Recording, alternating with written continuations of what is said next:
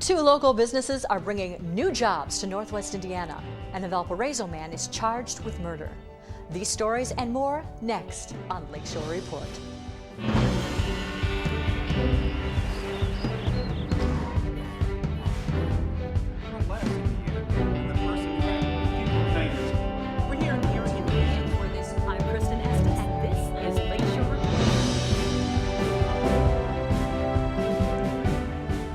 Valparaiso police are investigating the city's first homicide since 2012.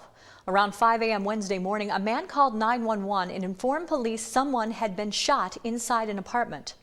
Valparaiso Police Chief Michael Brickner says officers arrived at the Chandana Point apartment complex minutes later and found 31-year-old Jared Forsty of Couts dead from multiple gunshot wounds. The 911 caller, identified as 34-year-old Abraham Bratcher, who lives in the apartment, admitted to shooting Forsty. Bratcher told police he and the victim were friends and that the two had an altercation inside the apartment prior to the shooting. Bratcher is being held at the Porter County Jail on a preliminary charge of murder as police continue to investigate the case. Plans to expand two region companies could bring dozens of jobs to Northwest Indiana in the next 2 years. The Indiana Economic Development Corporation announced this week that Green Sense Farms in Portage will invest more than $2 million to renovate and equip a new facility in the Ameriplex at the Port Business Complex. Green Sense Farms' current Portage location houses 14 vertical growing towers used to supply pesticide-free lettuce and leafy greens to retailers such as Whole Foods. The expansion is expected to be complete later this month and could result in 20 new jobs by next year. Over in Hammond, a German company which just opened its local operation this month is already expanding. The Lind Company manufactures industrial and medical gases such as oxygen and helium. The company says it will spend $4 million to expand its specialty gas productions in an adjacent facility. While operators for that line have already been hired, more jobs could be added by 2016. The Indiana Department of Transportation is taking steps to improve the Hoosier State passenger rail service that runs between Indianapolis and Chicago. It has published a request for proposals to give private operators, as well as Amtrak, an opportunity to take on some or all of the Hoosier State rail service. Companies interested in submitting proposals must do so by Tuesday, April 29th. Indiana's Superintendent of Public Instruction was in Gary this week to visit the state's only officially designated high-risk school district. State Superintendent Glenda Ritz, along with Gary School Superintendent Dr. Cheryl Pruitt and Mayor Karen Freeman Wilson, met to publicly discuss what the high-risk designation means. The school system, which has received an F rating for the last 6 years, must attain a C rating for the next 2 years and prove that it is financially sustainable in order to lose its high-risk designation. Until then, all federal grant monies directed to the schools will be controlled by the State Department of Education. Ritz told parents and teachers that she is unabashed in doing whatever it takes to build opportunities for students in Gary. Ritz said outreach coordinators are already working with the schools to determine specific needs. The problems facing the city of Gary may seem at times insurmountable, but the city's mayor says revitalization is not only possible, it's underway. Mayor Karen Freeman Wilson spoke with Lakeshore reporter Steve Walsh about plans for revamping the city's downtown. Is there like an overall plan? There's some talk of like what to do with the Genesis Center. We've seen a lot of stories coming out on that. What is the overall plan for downtown Gary? Well, the overall plan for downtown Gary, particularly the 500 and 600 blocks, is that, or 400, 500, and 600 blocks, is that we will demolish what we need to and really revitalize or rehabilitate what can be rehabilitated. As an example, in proximity to the Sheraton is the 504 Broadway building. There is now a project underway to redo that building. We have a bank who has committed to moving into that building. We're going to create a drive-through that will be visible from Broadway to get rid of some of the buildings that are in disrepair. And so there will be an entirely new look to the 400 block of Broadway, to the 500 block of Broadway, and then on to the 600 block of Broadway, where we'll be doing a lot of demolition courtesy of a partnership with the Office of Community and Rural Affairs in the state. What I'm not hearing is convention centers. What I'm not hearing is baseball stadiums and things like that. We're not talking about big major projects for the downtown, or just kind of a redrafting of what the downtown looks like? Well, there's an overall downtown redevelopment plan, and actually there's an overall plan for the north side of Gary. It's called the North Side Redevelopment Plan. It focuses on Horace Mann, Emerson, and the Miller, Glen Ryan, Etna area. What you're not hearing, you're right, is that one-shot deal that is supposed to create thousands of jobs and create all of this economic revitalization. I believe in singles. I think that if you hit a series of singles, you still get to home base. And so we're being very methodical and we're being very careful about the process that we do that in. One of the things that's downtown right now is the South Shore Station. You've come out in support of extending the South Shore to down into Dyer, maybe down into Lowell. Why the decision there? Do you worry at all that you're talking about taking a significant amount of development away from the northern tier? Well, my support of the South Shore extension comes with a caveat, and that caveat is that there will be additional reinvestment in the northern stations or the existing line, and that we will also invest in bus transportation, something that we have not invested in the last 2 or 3 years as a region. The city of Gary has invested in it, but not from a regional standpoint. And so I believe that the three-tiered or three-pronged approach to that investment will in fact mean revitalization, not just for the southern part of the county, but for the northern cities as well. Still to come on Lakeshore Report, a problem that, according to some, has reached epidemic proportions in Indiana has lawmakers, including the governor, taking notice. That story when we return. If an illness or disease affected 40% of women and 25% of men, it would be considered an epidemic. But when that affliction is sexual assault, some say Indiana is not doing enough to address the issue. I recently spoke with a group of advocates who are sharing their stories in order to shed light on a dark and disturbing issue. On the lawn of the Indiana State House, a statue of one of the state's early governors is flanked by two female figures, Justice and Enlightenment. Some might argue that makes it the perfect place to kick off Sexual Assault Awareness Month. Not only do we want to raise awareness throughout the entire year, but April, Governor Pence has dedicated it as Sexual Assault Awareness Month and Child Abuse Prevention Month. That gives us the opportunity to really bring attention to the issue. When we've ranked now second 2 years in a row as second highest in the nation for high school females reporting that they've been sexually assaulted, we've got to get to the bottom of it. Anita Carpenter is the CEO of the Indiana Coalition Against Sexual Assault, or INCASA. The organization hosts an annual balloon release in early April, featuring survivors of sexual assault. The thing that propels me to keep coming out and talking about it is the eyes and the private emails, the messages, the people who come up to me afterwards and quietly say to me, "Me too. I'm like you. This happened to me." That gives a face to it, and sometimes that can be empowering to another survivor who hasn't felt like they've been believed or have the opportunity to come forward and say something so that they can say, well, if she can do it, then I can do it. According to the 2010 National Intimate Partner and Sexual Violence Survey, over 505,000 women in Indiana have reported being raped, and FBI statistics indicate that only 28% of sexual crimes are reported to police. Awareness has been a great mechanism because it's allowed me to become more confident. When I tell my story, every time I speak out, it becomes easier. Jenny Wendt was raped in college. Years later, her attacker confessed to police, but because Indiana has a statute of limitations of 5 years for rape, no charges were filed. Nobody should be able to walk into a police station and say they committed a horrendous crime and walk out the front door with no repercussions. Wendt started an online petition to have the law changed, and hundreds signed it within days. It's just re-victimizing people when they realize that their statute of limitations has run out, so it's a re-victimization. A similar petition, initiated by survivor Joy Ryder, was presented to Governor Mike Pence's office. In the first 3-4 days, we had 1,000 signatures, and we delivered that when we had a meeting with the governor's office, and that was about 3 weeks ago, and now we're up to 1,700. So our goal is for the end of April, since this is Sexual Assault Awareness Month, to have 2,500 signatures.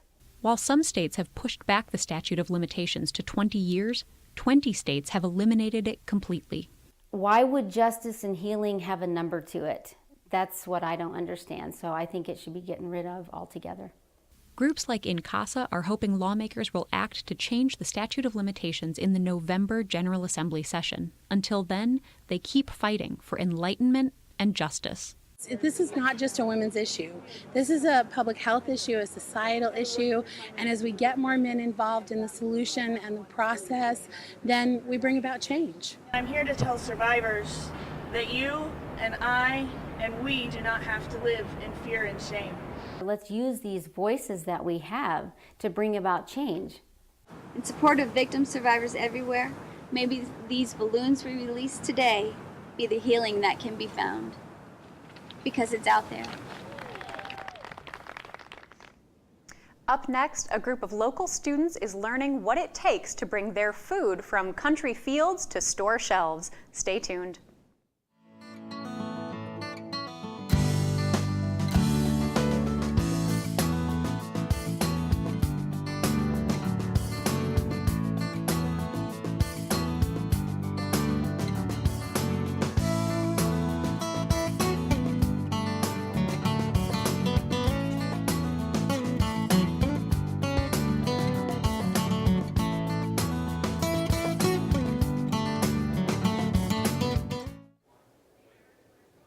A recent national report shows when it comes to crop sales, Indiana is in the top 10 states. The figures appear strong, but officials with one regional agriculture group say to keep those numbers high, they are planting seeds of interest in farming starting in elementary school. We feed them to make food. American agriculture is the backbone to the country. If there's no agriculture, there's no country. Jasper County, Indiana, where cows seem countless. According to the local Farm Bureau, census numbers put the county atop all other Hoosier areas for dairy cow product count and number 3 for beef cattle. Sophie's pretty. At Ag Day at the Jasper County Fairgrounds in Rensselaer, cattle farmer Brandon Culp says the 4th graders who corral around his beef cows are getting an education on the Indiana economy. It's important that we get the younger generation not necessarily involved in agriculture, but we advocate to them what we do. And I mean, it's important that they know where their food comes from, that it doesn't just come from the grocery store shelf. The food is coming from fewer farmers. A February USDA census shows the number of farmers is shrinking in a long-term trend. Sharon Blasky, a Purdue Extension educator, says although livestock is booming, an interest in agriculture is the aspect of Hoosier farms that could use a little more feed. Other counties call it Ag Days. It's basically to give the 4th graders a taste of what agriculture means to the community, what products are grown or raised in Jasper County. They just don't understand agriculture. Numbers show current farmers have seen a beefed up bottom line, with a Purdue University economics report indicating 2013 U.S. net farm income is set to be the highest on record. Labor behind those numbers is shouldered by an aging demographic, with the average principal farm operator being 58 years old. I have my own steer. It is a Shorthorn Plus, but last year I showed a Charlet. On Ag Days like this, 10-year-old Abby Ayler, a 4-H participant, is in the minority. My brother is studying AgriGold, and my other brother is too, and my grandpa and my whole family's kind of part of like the farming industry. Now remember, when we're around livestock, we're walking calm and quiet. Blasky says the majority of students come from non-rural areas. Purdue Extension officials say days like this are all about helping youth see the reflection of agriculture in everyday life, from what they choose to eat for breakfast to what they choose to wear. Goods made in Indiana are all around. We had one station on breakfast foods, like the kids don't realize, oh gosh, the cereal I ate this morning, we grew the grain here in Jasper County. We actually sell meat at our local farmers market, and we mostly sell pork there, but we sell a lot of freezer beef. And I mean, I'm not saying if you don't buy local, you're a bad person, but it's important that these people, especially like this, can come here and see where their food comes from. And when they go buy local meat, they're like, well, you're supporting your local economy and you're helping out your neighbors. Coming up next, John Kane has this week's installment of Eye on the Arts.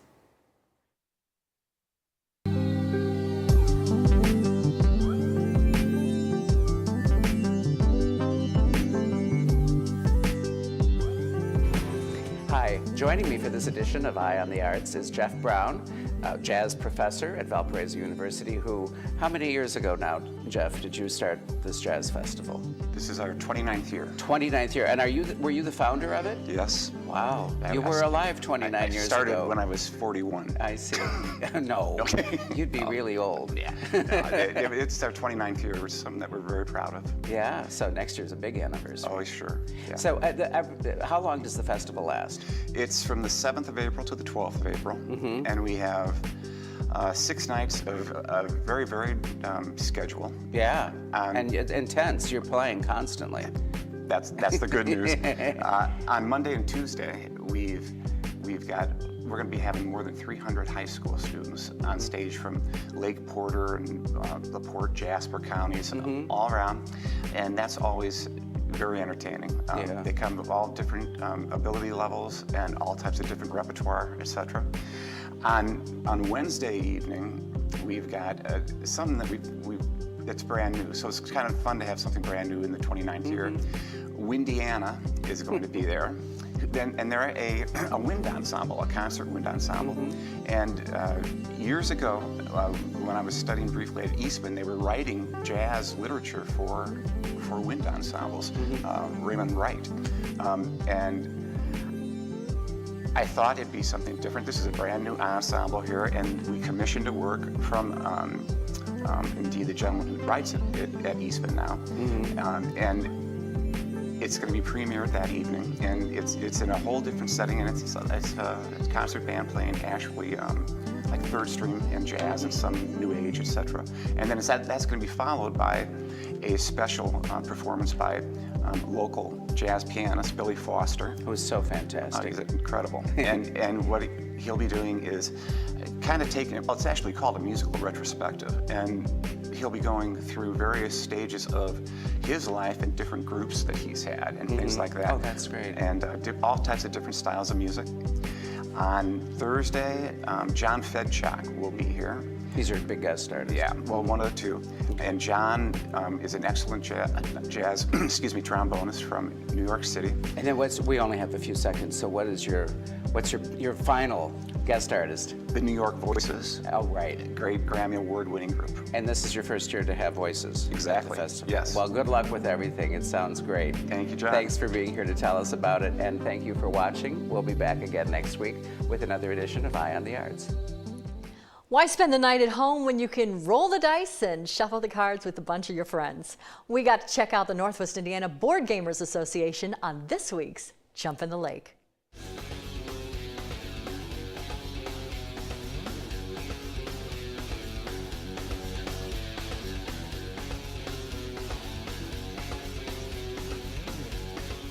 Brian, tell me a little bit about Northwest Indiana Board Gamers, just because, I frankly had never heard of it, but I think it's a really cool kind of idea. But how did you come up with it? Well, actually, we started about 3 years ago. In fact, in May, we're going to celebrate our anniversary. We have a big Saturday event going on. And there's a board game site that we all pretty much go on called Board Game Geek. And Scott, who works here, is our host all the time, was looking for some people to put a call out on it. And I actually have a roommate. I was visiting him for the weekend, and he said, hey, I saw that there's a game group starting up in your area. So I couldn't make it that day because I was actually at his house, and got a hold of Scott, and we picked a Monday night to meet up here. So there's just 3 of us that first night, and just played some games, and through Facebook and through Board Game Geek, just started inviting people and asking people, and we grew pretty much every single day. So the next week we had 4, the next week we had 5, and now we have, 30 people attend on average, and yeah, I think our Facebook group has over 170, something like that, 180 people now. So do you all consider yourself board game geeks? And what is the criteria for becoming a board game geek? His name is Suru. Okay. It's called The Way of the Path. Okay. So the goal is to survive as long as possible. Okay. So that's all we do. You have 3 tiles, you pick one, draw one after you're done, and try not to lose. All right. So we'll let you go, John. I get to go first? Okay. You always play the tile right in front of where your piece is at, and move your piece along that way. Okay. And if you connect up with somebody else, then they will follow the path as well.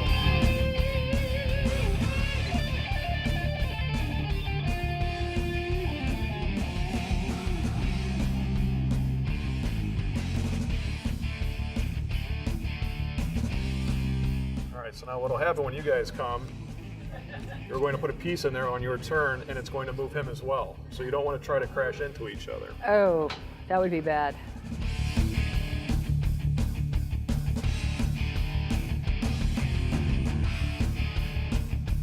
All right, so you're not going to want to do that because you're going to crash into each other. Yes. I'm sorry. I thought I was on a different path.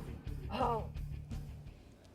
I had so much fun doing the Board Gamers Association, and you can see more about the Board Gamers Association on our website. We got to play a whole bunch of different kinds of games, and unfortunately you couldn't see them all there, but of course if you go online you can see some more of those. Not only do they do the Board Gamers get-together that you see on your screen, but they have a little candy store in Hobart, and they do candy, board games, and karaoke. Ooh. And from all conversations that I've had about it, is a fantastic time. So highly recommend that. It sounds like fun. It was a blast. I had no idea what to expect, but I really had a good time. Yeah, when I think board games, I think the games I played as a kid, but some of those obviously are much more involved and much more, grown up. They focus on European style board games, and there wasn't a Monopoly, there wasn't Game of Life. None of that was in sight. These were completely different things. Now, I know with laser tag, you were very adamant that you did not come in last. How did you fare with the board gamers? Okay, I died a time or two, but no, I had a really good time, and I didn't die across the board. Right. Sarah, we've got some other reports coming up next week. What are you and Hillary working on? Well, Hillary is visiting a local Shakespearean theater company to see how they are bringing back the Bard's work here in Northwest Indiana. And I'm working on a story involving a change in law that allows local first responders to carry a first aid medicine for people who are overdosing of heroin or other narcotics. Previously, they were not allowed to carry this medication, and again, a change in state law is helping people who may be overdosing. So great. A couple things we got in the works. Great. Thank you so much. If you'd like to find out any more about any of our stories, visit our website at lakeshorepublicmedia.org. Thank you for joining us. We'll see you next time on Lakeshore Report.